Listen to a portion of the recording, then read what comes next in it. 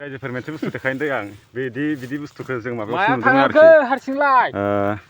इन्स्टायावसो नुदोंमोन दिनै ट्राय नायनोसै नै जिर'ना सेन्देला नै बे मोनसे लाथ'लाय